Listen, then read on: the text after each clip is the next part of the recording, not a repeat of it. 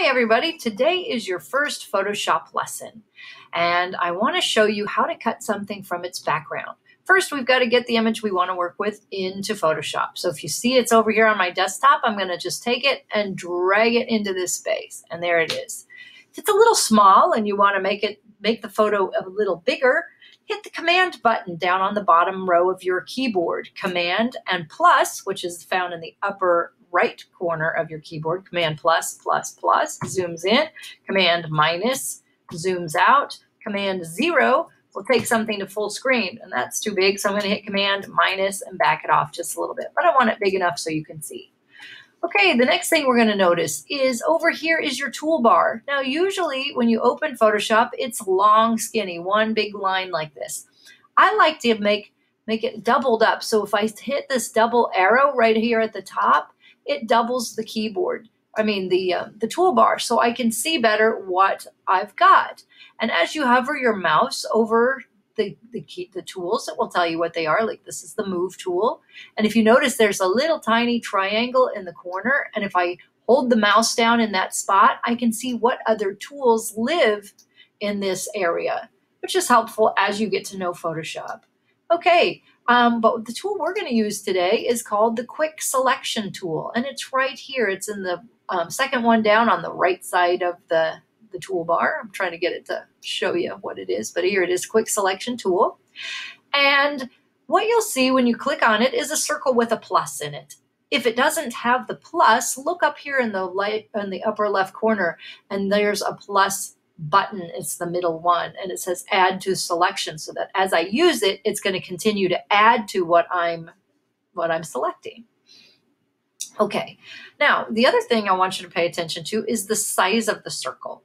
It's kind of small right now. If I look at my bracket keys on the keyboard, right next to the letter P, like Paul, if I use my right bracket key, it makes that bigger, and my left bracket key makes that smaller. I'd like it about the size of one of the petals. So I'll click on it. Anything that's inside of that area is going to be selected. Well, actually, it grabs a little bit more, but you don't want to hover where it's halfway in and out of the circle. You want it to kind of be in the area. So I'm going to click again. Now, it's pretty good about grabbing all of the yellow of the flower, but it also picked up some of this down here, and I don't want that part in my selection. So I'm going to use my bracket key, my left bracket, make it a little smaller. And if you notice down on the bottom row of your keyboard, again, there's a button called Option. And if I hold the Option button, that plus becomes a minus. So I'm going to hold Option, and then I'm going to click with my mouse, and that takes that part out. So I can come in here and kind of trim away the parts that I don't want. Like this little white nub is out. Okay, so that looks pretty good. I've got the marching ant. So that's what we call this animation. So as you make a selection, you'll see this animation going around, and we call it the marching ants. I've got that around my flower. Now, over here on the right side of the program, you'll see palettes that will be loaded up over here. And right now I need the layers panel. And what this shows is that my background is locked and I can't really change anything in this photo, but I have until I unlock it. And so if I click on it, that's unlocked. Now, I want to delete my background, but if I hit delete right now, it's just the delete button on the keyboard, I've deleted my picture, my flower, which is not what I want, but it's exactly what I told Photoshop to do because that's the part that's selected. Okay, Command Z, like 0, that takes you back out. So if you make a mistake, hit Command Z. Okay, instead of deleting my flower, I want to delete everything else. So look up at the very top of your screen and you'll see a button that says Select.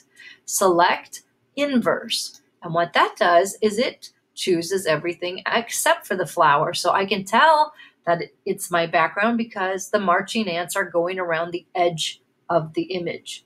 Now, if I hit my delete key on the keyboard, it's deleted the background.